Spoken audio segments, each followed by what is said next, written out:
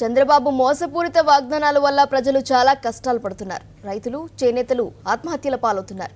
Fee reimbursement అందక పేద విద్యార్థులు చదువుకు దూరం అవుతున్నారు. అలాంటి వారందరికీ తాను అండగా ఉంటానని ప్రతిపక్ష నేత వైఎస్ జగన్మోహన్ రెడ్డి భరోసా ఇచ్చారు. అనంతపురం జిల్లా రాప్తాడు నియోజకవర్గంలో ఆత్మహత్య చేసుకున్న వారి కుటుంబ సభ్యులను ఆయన పరామర్శించారు. తమ ప్రభుత్వం అధికారంలోకి వచ్చిన వెంటనే ఫీజు రియంబర్స్మెంట్ పథకంలో విప్లవాత్మక మార్పులు తీసుకొచ్చి ఏ పేద విద్యార్థి కూడా చదువుకు దూరం కాకుండా చూస్తానని ప్రతిపక్ష నేత వైఎస్ఆర్ కాంగ్రెస్ పార్టీ అధినేత వైఎస్ జగన్మోహన్ రెడ్డి భరోసా ఇచ్చారు. తాము అధికారంలోకి వచ్చాక పార్టీలకు అతీతంగా ఇల్లు లేని పేదలందరికీ ఇల్లు కట్టించిచ్చే బాధ్యత తీసుకుంటామని ఆయన వాగ్దానం చేశారు. రైతు భరోసా యాత్రలో 6వ రోజు రాప్తాడు నియోజకవర్గంలో వైఎస్ జగన్ పర్యటించారు. కొడిమి గ్రామంలో అప్పుల బాధ తాళలేక ఆత్మహత్య చేసుకున్న చేనేత కార్మికుడు చిన్న రామాంజనేయులు కుటుంబ సభ్యులను జగన్ పరామర్శించారు. ఆత్మహత్యకు దారితీసిన కారణాలు అడిగి తెలుసుకున్నారు. అండగా ఉంటానని హామీ ఇచ్చారు. న్యాయం జరిగేలా ప్రభుత్వంపై ఒత్తిడి తెస్తామన్నారు.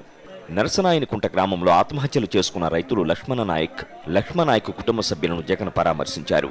రైతు లక్ష్మణనాయక్ భార్య ప్రమీలాబాయ్ తాము పడుతున్న కష్టాలను కన్నీళ్లతో వివరించింది. మీకు న్యాయం జరిగేలా చూస్తాను తల్లి. ఈ ప్రభుత్వం సాయం చేయకపోయినా మేము అధికారంలోకి వచ్చిన వెంటనే నెల రోజుల్లో మీకు ఆర్థిక సహాయం అందిస్తామంటూ జగన్ ఓదార్చారు.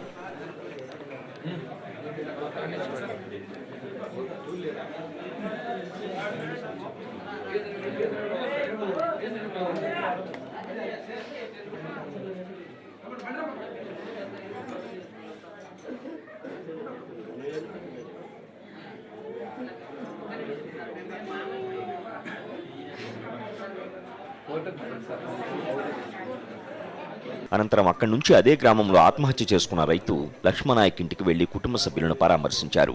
కనగానపల్లి మండలం కోనాపురంలో అప్పుల బాధ తాళలేక ఆత్మహత్య చేసుకున్న రైతు నరేంద్ర కుటుంబ సభ్యులను జగన్ పరామర్శించారు. అండగా ఉంటానని భరోసా ఇచ్చారు. న్యాయం జరిగే వరకు పోరాటం చేస్తామని హామీ ఇచ్చారు.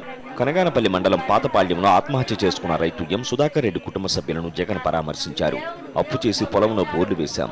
అప్పుల భారంతో నా భర్త ఆత్మహత్య చేసుకున్నాడని సుధాకర్ రెడ్డి భార్య సావిత్రమ్మ జగన్ వద్ద వాపోయారు. బిడ్డల చదువు బాధ్యతను తాము తీసుకుంటామని ఆమెకు జగన్ హామీ ఇచ్చారు. అన్ని విధాలా ఆదుకుంటామని, అధైర్యపడొద్దని భరోసా ఇచ్చారు.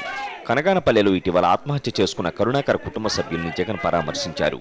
అప్పులు తీరకపోవడంతో మనోవేదనకు గురై నా కుమారుడు ఆత్మహత్య చేసుకున్నాడని కరుణాకర్ తండ్రి నెట్టెం కేసన్న జగన్ వద్ద వాపోయారు. మీకు అండగా ఉంటాం. ప్రభుత్వం నుంచి ఆర్థిక సహాయం అందేలా కృషి చేస్తా. మీరు అధైర్యపడొద్దంటూ జగన్ ఓదార్చారు. పర్యటనలో వైఎస్ జగన్ను కలిసేందుకు, ఆయనతో కరచాలనం చేసేందుకు స్థానికులు ఆసక్తి చూపారు. వారందరినీ ఆప్యాయంగా పలకరిస్తూ జగన్ ముందుకు సాగారు. సాక్షి న్యూస్, అనంతపురం జిల్లా.